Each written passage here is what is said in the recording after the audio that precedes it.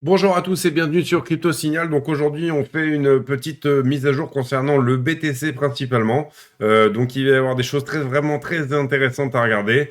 Et c'est pour ça que je vous invite à regarder cette vidéo vraiment jusqu'à la fin. Donc l'idée ici aujourd'hui, c'est qu'on est à la frontière d'un breakout. Vous voyez que je passe en partage d'écran aujourd'hui. Et ça fait plusieurs jours et plusieurs semaines que je vous parle de cette cassure éventuelle ici de cette droite bleue qui a un biseau en élargissement descendant. Et là, il se trouve que on commence à venir vraiment lui faire des bisous. On commence vraiment à essayer de venir casser cette droite. Elle n'a pas encore cassé réellement. Il y a encore quand même un petit peu de travail, on va dire, à faire. Là, je suis actuellement en daily, hein, donc bien sûr, comment dire, une tendance plutôt long terme, mais c'est grâce à ça qu'on peut voir vraiment les meilleures cassures et vraiment qu'est-ce qui se passe. Ici, on peut voir qu'on avait eu ici un mouvement à la baisse qui était finalement qu'on avait pensé n'être pas si violent que ça, mais on a eu un mouvement plus impressionnant ici. Vous voyez qu'ici, on a une divergence baissière, mais à l'instant T, il se trouve que le mouvement à la hausse est plus violent que le précédent. Donc ce mouvement-là est moins violent que celui qui est en train de se passer.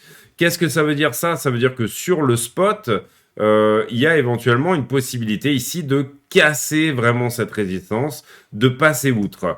Ici, vous avez vu que je vous ai mis William. William, c'est est-ce que à un moment donné, Williams est dans un état d'enfoncement ou alors est-ce que Williams sort de son état d'enfoncement? Et là, on est vraiment sur un Williams qui potentiellement retourne dans un état de enfoncement. Ici, on était en état de stupidité. Si Williams y était resté longtemps, ça aurait été pas très bien. Le prix aurait pu s'enfoncer d'autant plus. Mais là, Williams est en train de potentiellement sortir de cet état-là. Je vais vous montrer que tout ça s'est passé par rapport à un short squeeze. Néanmoins, on va faire un point ici sur le, comment dire, le VMC, donc le Market Cipher. Vous voyez qu'au niveau du Market Cipher, on a un long mouvement où l'argent sort du projet, c'est-à-dire le cash flow est plutôt en train d'aller out, et que là, on commence à avoir une reversal, un moment où la tendance s'inverse et où le cash recommence à rentrer dans BTC. Je ne dis pas ici que c'est potentiellement le breakout. Cependant, là, on a quand même une divergence haussière. Ici, VMC nous donne un point d'achat. Et ce mouvement-là, même s'il est plus fort que le précédent, puisque ici, on avait eu un point d'achat, là, déjà à cet endroit-là. Là, donc, on aurait dû acheter ici. Donc, celui qui a acheté ici à 43 000, eh ben, bien évidemment, il est sous l'eau aujourd'hui. Néanmoins, on retourne sur une phase baissière au niveau momentum et là, comment dire, Williams se ravise, se ravise, VMC se ravise. On a beaucoup d'indicateurs qui commencent à dire que finalement, peut-être, on était sur des faux signaux. Donc, c'est à prendre en compte. Pour moi, sincèrement, pour quelqu'un vraiment qui est dépendant simplement, ne serait-ce que du chartisme à l'instant T, on attendra une cassure ici, un pullback sur la droite bleue et une confirmation de tendance. Pourquoi? Parce que tout simplement, il est possible, et c'est déjà arrivé vraiment, que Bitcoin casse cette droite et viennent faire des rebonds dessus. Alors, ça ne veut pas dire qu'après, il ne va pas casser, mais ça veut dire que peut-être que le point d'achat ultime, il n'était pas à la cassure ici, il n'était pas au pullback, vous voyez ce que je veux dire? C'était finalement pas ces deux points d'achat qui étaient les bons. Le bon point d'achat, c'était quelque part celui-ci, celui où Bitcoin nous donne une cassure. Donc là, ça veut dire que j'aurais investi là, finalement, j'aurais investi trop tôt. J'aurais investi ici, c'est la même chose. Et au troisième rebond sur cette droite, donc vous voyez que c'est comme un ballon qui rebondit, à la cassure, donc là au moment où Bitcoin a suivi cette trendline, il est sorti de cette figure. Et d'ailleurs, on peut voir que, et d'ailleurs moi personnellement, je pense que j'ai placé un long ici, là, sur cette cassure-là, en me disant on sort d'un biseau en élargissement descendant. Donc on a une très belle target à aller chercher, qu'on ira probablement chercher d'ailleurs, hein. C'est pas la question. Simplement, mon point optimal, et vous voyez que ici on rebondit sur cette trendline. Mon point optimal aurait été finalement à la cassure ici. Donc, tout ça ramène finalement à vos profils. Est-ce que vous êtes quelqu'un qui est plutôt quelqu'un qui a envie de prendre des risques vraiment et de prendre des risques énormes, hein, s'il s'agit de vraiment investir ici à la cassure, simplement de cette droite bleue, ce qu'il est possible de faire selon votre votre profil, vraiment, c'est vraiment une possibilité. Ou alors, est-ce que j'attends que ça rebondisse et que vraiment ça marque une structure, et à ce moment-là, ça sera mon point d'entrée, le moment où j'ai une structure de l'autre côté de la trendline, ce qui est normalement la règle d'or de l'investissement, bien entendu. Vous savez que, si jamais là on se fait repousser par cette trendline, ce qui est fortement possible, parce que c'est quand même une trendline qui a plusieurs points de touche et qui est une belle résistance. Donc ici, on fait une sorte de sortie repoussée. C'est pas impossible qu'on soit repoussé, et je vais vous montrer ça par rapport à l'order flow. L'order flow, donc vraiment pour moi, c'est un des points en ce moment le plus important de Bitcoin. Pourquoi? Parce que déjà, on va regarder le carnet d'ordre. Vous voyez que le carnet d'ordre est littéralement vide. On a quelques plans à la vente qui sont rajoutés ici, mais sinon, on a très peu d'ordres à la fois d'achat et de vente sur BTC. On a quelques ordres d'achat ici, quelques centaines de BTC qui sont apparus à la vente. On a une centaine de BTC ici aussi, et une centaine de BTC ici, donc on a 400 BTC aussi.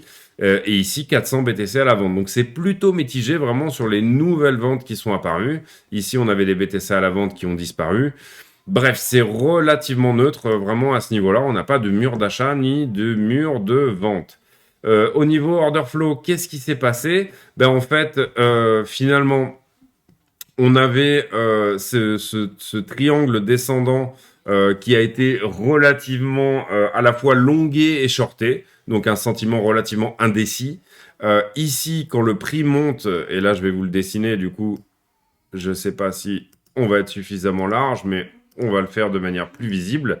Ici, du coup, le prix vient chercher les shorters et redescend prendre les longueurs, d'accord? Donc là, on a reseté une partie de l'open interest, c'est-à-dire que tout ce qui s'était fait ici, finalement, est reseté ici. Et vous voyez que là, c'est extrêmement important de comprendre que tout ceci, toute cette hausse a eu énormément de contrats en levier ouverts. Vous dire si ces contrats en levier sont en long ou en short, globalement ici, on voit qu'ils sont plutôt en short. C'est pour ça que le prix monte, bien entendu. Maintenant, il faut bien comprendre que ici, le prix monte. Donc là, on a une hausse du prix, d'accord? Et en même temps, on a une hausse de l'open interest, tout en ayant quelque part un funding qui reste rouge, d'accord? Donc, à partir de là, il y a deux solutions. Soit, au moment où on liquide tous ces shorters, et tous les shorters sont liquidés, il y a des longues qui rentrent en même temps. C'est pour ça que finalement, l'open interest augmente autant, et finalement, le funding est relativement négatif. Donc oui, on a une majorité de shorters qui sont, on a une majorité de shorters. D'ailleurs, on a un ratio long-short qui est très bas aujourd'hui. C'est-à-dire le ratio, je vous rappelle que c'est le nombre de positions. Mais moi, personnellement, j'ai l'impression qu'on a plutôt des grosses positions en dessous qui sont rentrées en longue. Voilà. Pour moi, c'est mon impression, hein, vraiment. Mais vraiment, c'est ma méthode, c'est ma manière de voir les choses. C'est pas normal qu'on soit monté autant et qu'on n'ait pas ici liquidé des contrats. Si jamais ça avait été des gros contrats, cette courbe d'open interest aurait dû s'arrêter avant. Voilà, c'est mon avis. C'est encore une fois, c'est vraiment mon avis. Donc pour moi, ici, en order flow, vraiment, je pense qu'on doit nettoyer ces grosses positions ici qui sont rentrées en levier. Ces choses-là, on peut les voir aussi sur, comment dire, sur iBlock, parce que alors, si je vous affiche ici le long short ratio, donc on va taper ratio. Et ça, c'est des choses qui sont gratuites, hein. Vous pouvez aller sur CoinAlyze et aujourd'hui avoir le long short ratio. Alors, c'est dommage parce qu'il galère un petit peu. CoinAlyze, des fois, bah, comme quand c'est gratuit, galère un petit peu. Donc, c'est pas grave, on va réessayer. On va essayer de faire quelque chose de didactique et voilà. Le long short ratio, vous voyez ici, descend énormément. Et ça, il y a quelque chose de pas vraiment normal en fait. C'est-à-dire que si je me mets en 15 minutes, on a énormément de shorts en nombre de positions, mais cependant, on a comment dire, des contrats qui restent à peu près au même niveau. Bon, là, on a liquidé quelques 400 millions. Et 400 millions, comment on les a liquidés? Finalement, en baissant un petit peu. Vous voyez ici comment l'open interest, à chaque fois qu'on baisse, liquide des longueurs et remonte, liquide des longueurs, remonte, liquide des longueurs. Donc pour moi, on a des très grosses positions à liquider dessous. Aujourd'hui, vous voyez que, comment dire, l'open interest ici est revenu et remonté ici en longue, donc finalement un sentiment plutôt optimiste, ce qui pour moi en order flow veut dire qu'on va descendre à la baisse, bien entendu. Là, à partir de là, tout ce qu'on peut trouver au niveau des options pour vendredi prochain, c'est un max pain price à 38 000. Est-ce que vraiment il y a des strikes à prendre entre-temps? Non. Globalement, entre 36 et 38, le prix serait content pour les vendeurs d'options. Et là, attention aux options ici. Et vous voyez que je vous parlais de grosses positions qui s'ouvrent. Vous voyez que ici, à 37 600, on a des grosses positions à venir liquider. Donc pour moi, et je dis pas que c'est une certitude, hein, je pense que c'est mon avis, parce que si jamais ces gens-là ont l'argent pour repousser à partir de là le prix vers le haut, ils me donneront tort en fait. Donc vous savez que BTC est un marché extrêmement manipulé et que donc du coup c'est compliqué de scalper ou swinger en fonction des liquidations, puisque le prix ne va pas forcément aller chercher les prix de ces liquidations, mais potentiellement parfois certaines personnes ont suffisamment d'argent pour acheter des BTC au spot et protéger leur position en longue. Et j'irai même plus loin que ça, c'est-à-dire que parfois il peut arriver que des gens posent de grosses positions en levier et ensuite viennent acheter du BTC au spot de manière à être servis, à accumuler du BTC. Donc du coup, vous protégez votre position, les algorithmes essayent de faire descendre le prix, ça vous permet via les algorithmes d'accumuler du BTC et donc du coup, vous faites d'une pierre deux coups, c'est le deuxième effet qui se coule, c'est-à-dire que non seulement vous accumulez du BTC pour vous, mais en plus, vous protégez une position en longue. Si jamais à ce moment-là, la demande au spot se réveille, tant mieux pour vous, votre position en longue va gagner. Sinon, à partir du moment où vous avez accumulé suffisamment de BTC, vous allez clôturer votre position et donc du coup le prix ne va pas savoir que faire.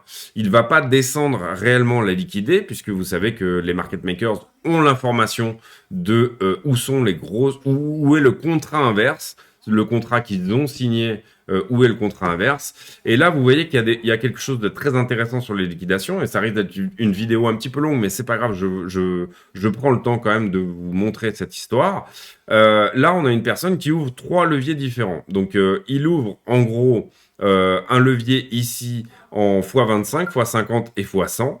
Ici, la même chose, et à chaque fois, c'est la même somme, fois 25, fois 50, fois 100. Ici, encore la même chose, fois 25, fois 50, fois 100, et à chaque fois pour les mêmes sommes. Et ici, vous voyez qu'il ouvre encore la même chose, fois 25, fois 50 et fois 100. Là, les sommes sont différentes, puisque là, on est à 161 millions. Même pas. Excusez-moi, tout à l'heure, j'ai regardé. Et encore une fois, la même personne, je pense que c'est la même personne, parce que c'est la même stratégie, comment dire, fois 25, fois 50 et fois 100. Pourquoi cette stratégie, elle est intéressante? Parce que finalement, au final, son fois 25, pour l'instant, à part là où il a été pris, et là, mais encore que si la personne a pris profit avant, c'est OK, gagne à chaque fois. D'accord, vous faites prendre votre x100 et votre x50, mais là, en fait, vous vous êtes hedgé. Donc ça, on peut comprendre tout de suite que c'est un hedge fund avec une stratégie très établie qui pense que le prix va monter, donc qui en même temps, comment dire, pourrait acheter des BTC au spot pour hedger sa position. En plus, il va aller poser une position en longue. En même temps, on peut supposer que cette même personne qui a ouvert toutes ces positions-là, parce que là, franchement, c'est flagrant que c'est la même personne, vraiment, fois 25, fois 50, fois 100, à chaque fois la même somme, divisé par 3, aussi loin du prix, donc à 1%, 2% et 4%. Et à chaque fois, le 4% est quand même plus ou moins gagnant, puisque maintenant, on est sur une hausse du BTC. Je vous laisse réfléchir là-dessus, vous faites vos propres opinions, votre propre position, mais à chaque fois, cette position-là, cette personne retourne le prix.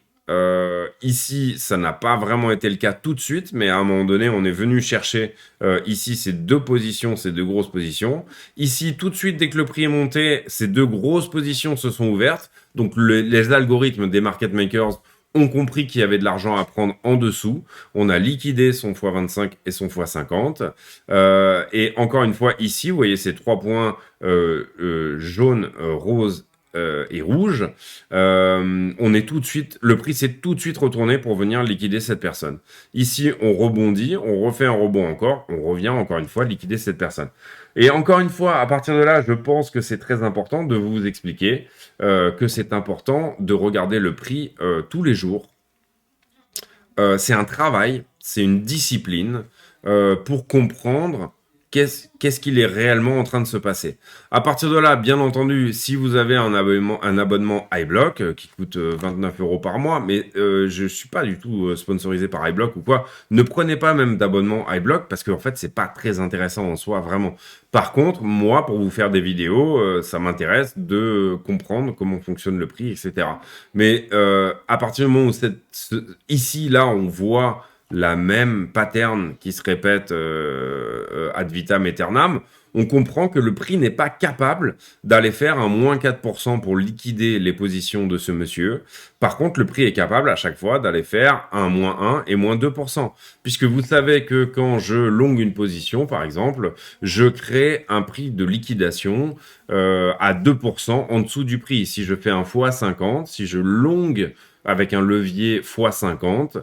Ce faisant, je vais créer mon prix de liquidation. Donc, le moment où on me prendra mes 161,2 millions de dollars ici, en l'occurrence, le moment où on va me le prendre sera à moins 2% du prix. 50 divisé par 100, 2%.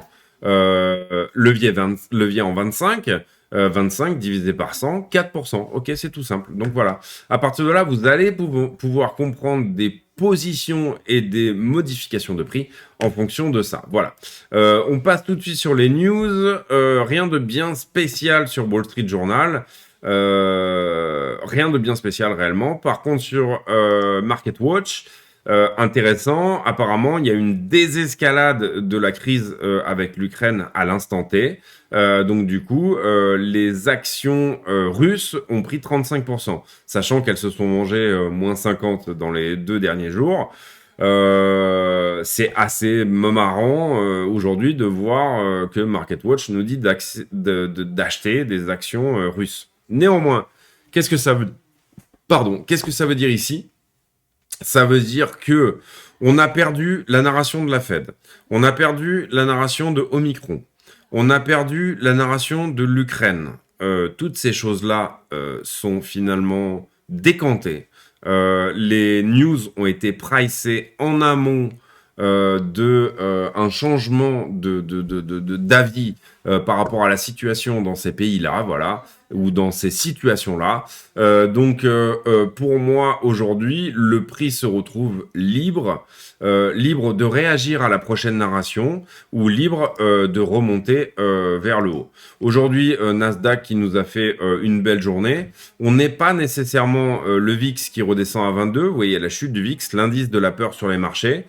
Qui est littéralement en train de corriger très fortement ici, alors qu'il nous a fait ici un pic autour des 38,94, divisé par 2 sur les derniers temps. Donc, quelque chose de beaucoup plus cool. On va aller voir le dollar très rapidement, mais je pense que le dollar a corrigé aujourd'hui, et je pense aussi que voilà, le dollar a fait une belle correction aussi. On passe de 97 à 96, c'est très bien, une très belle correction pour le dollar. Vous voyez qu'il casse ce canal ascendant qu'il avait fait jusque-là, donc on va pouvoir ici, comment dire, l'effacer.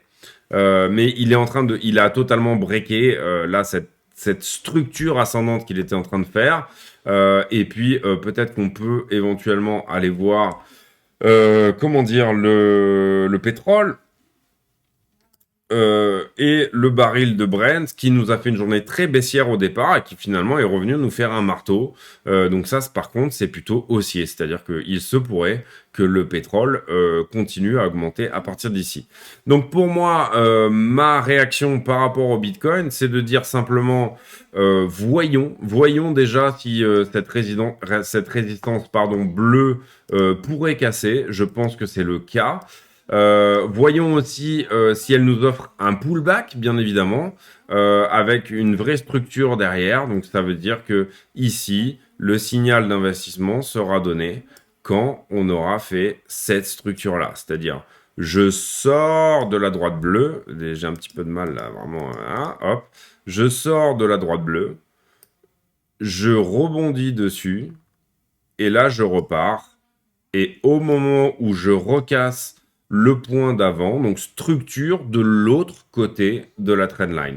Si vous aimez faire de la moto sans casque, bien évidemment, vous pourrez payer à la cassure. Mais ça n'a pas payé jusque-là. Vous savez littéralement, et si là je me mets en une heure, vous le verrez, je réinitialise. Ici, on a eu une fausse cassure, là, d'accord, de cette trendline. Et si vous aviez investi ici à la cassure, ou même là, finalement, vous vous seriez retrouvé marron, puisque vous n'avez pas eu de pullback sur la structure. Là, on est en train de venir lui faire mumuse avec, et c'est très bien. En fait, finalement, je suis assez content, moi, qu'on n'ait pas cassé vraiment à l'endroit où on avait une conjonction de résistance. C'est-à-dire que si je vous mets ici, par exemple, le range, donc le range, il coupé ici. Vous voyez qu'ici, on était dans un range. Hop. Un range là, donc qui faisait comme ça. Tac, tac, tac, tac. Donc, on avait une première résistance qui, elle, a été littéralement traversée pour le moment. On a eu un premier rejet ici, mais là, elle a été vraiment traversée. Et moi, je me félicite que finalement, on n'ait pas ici été rejeté par cette droite au moment où on a cassé celle-ci. D'accord? Là, celle-là. Et je me félicite aussi qu'on ne soit pas arrivé à un endroit où on était à la fois sur la ligne d'axe, à la fois sur cette résistance. Vous voyez, ce que j'appelle la ligne d'axe, c'est ce moment où ici on a rebondi une fois, deux fois, trois fois. Ici, on la traverse, on remonte, on se fait rejeter ici, d'accord? On redescend, on se fait rejeter ici. Vous voyez ce que je veux dire? En fait, tout ça est une forme d'allitération du prix. Et en fait, la question n'est pas quelle est la structure, la question est quel est votre plan en fonction de la structure. Il suffit d'une droite pour faire 2 points, mais un être humain et un esprit humain élaborera un plan différent en fonction de chacune des structures. Et vous allez gagner en bourse ou sur les cryptos ou quel que soit finalement l'asset à partir du moment où vous aurez un plan. Si vous vous dites je rentre là mais je sais pas quand je sors, vous allez vous faire avoir. Et si vous vous dites, je vais shorter ce truc parce que je pense que ça va en bas, oui, mais jusqu'où? Et finalement, quel est votre point d'invalidation? Quels sont vos plans? Quelle est votre stratégie? Et la vraie question, c'est celle-là. Donc l'être humain a besoin de structure et il a besoin de figures, il a besoin de moyens de savoir où il en est pour pouvoir élaborer des structures et des plans. Et je pense que le chartisme est là pour ça, je pense qu'Eliott est là pour ça, je pense qu'il y a des tas de manières vraiment d'appréhender le prix et puis quelque part finalement savoir où vous en êtes. Bien entendu que je pourrais trouver ici des dizaines de droites qui tapent des plus bas, mais si tout le monde élabore la même stratégie et voit ici une trendline, j'aurai plus de chances d'être avec les autres. C'est comme un coup de téléphone qu'on va se passer entre nous pour élaborer la même stratégie et la même structure. C'est-à-dire là, ici, c'est devenu une résistance, donc rejet. Ici, c'est devenu une résistance, donc rejet. Je ne sais pas si vous comprenez l'idée, mais finalement, c'est comme quand vous mettez votre clignotant au rond-point. Là, on a cassé celle-ci. Une partie des gens qui jouaient cette droite-là vont commencer à être boules, d'accord? Mais on se fait rejeter encore une fois par cette grande droite ici. On est peut-être en train de faire ici un pullback, puisqu'on est légèrement en dessous, mais on n'est pas loin de cette droite, vraiment. Voilà. Pour moi, j'attendrai quelque chose de plus fiable.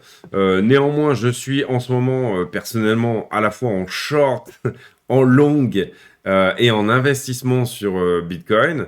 J'ai globalement, on va dire, un short qui clôturera autour des 40 150 $.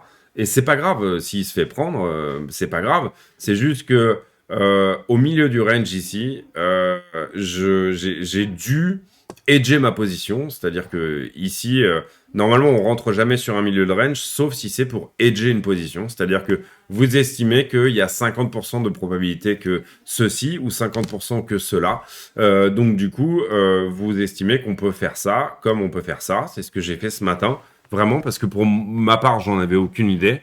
Donc j'ai été obligé, de par les statistiques et les probabilités, j'ai préféré, du moins, voilà, ça a été ma stratégie, que de ouvrir un long ici, qui peut-être se fera prendre ici, mais c'est pas un problème.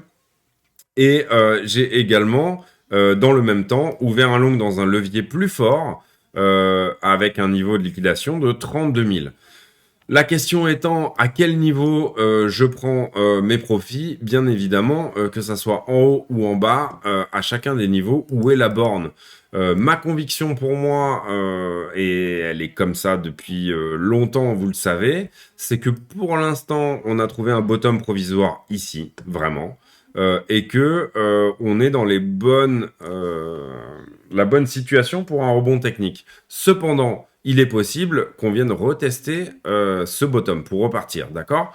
Donc c'est pour ça que j'ai ouvert un long avec un levier, un levier fort et que ce long a un prix de liquidation entre 30 et 33 000, on va dire, plutôt proche des 33 000 que des 30, mais voilà. Parce que ici, j'ai trouvé beaucoup de force sur ce rebond, donc j'ai préféré mettre un prix de liquidation ici à l'abri. Mon short est en levier beaucoup plus faible parce que j'ai moins de conviction dans ce scénario-là, mais ça peut être le cas. Donc à partir du moment où, comment dire, je vois qu'on retourne ici en milieu de range et vous allez peut-être dire mais il est fou, mais non en fait non, c'est simplement que avec mon portefeuille de trading, je hedge mon portefeuille d'investissement. Du coup, tout simplement, je prends pas encore profit ici sur mon long parce que il est en beau profit, mais parce que si jamais là on commence à faire comme ça, je suis très content sur mon long. Il est très bien placé, il est très bien. Le levier est fantastique, tout va bien, je suis très content. À partir du moment où on se retourne, eh ben, je pourrais quand même payer le jardinier, la piscine et comment dire, tout ce qui va avec mon train de vie. Mon train de vie pourra être resté tel qu'il est. malgré plusieurs mois de disette, on dit ça, ouais, de disette. Voilà, écoutez, désolé, vidéo un petit peu longue, 29 minutes aujourd'hui, mais c'est tout pour moi. J'espère que cette vidéo vous aura plu. Pour moi, ça va casser là. Voilà. La question, c'est potentiellement sur l'order flow, est-ce qu'on n'a pas besoin de nettoyer plus bas?